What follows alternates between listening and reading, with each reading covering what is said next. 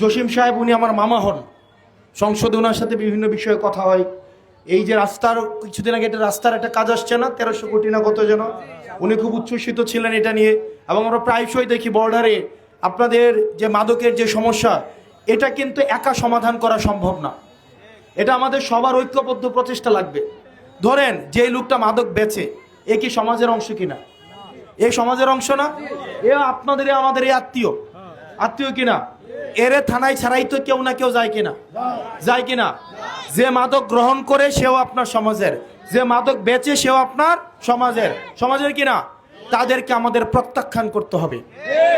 একজন এমপির পক্ষে একা সব কাজ করা সম্ভব না, একজন পুলিশের পক্ষে একা সব কাজ করা সম্ভব না।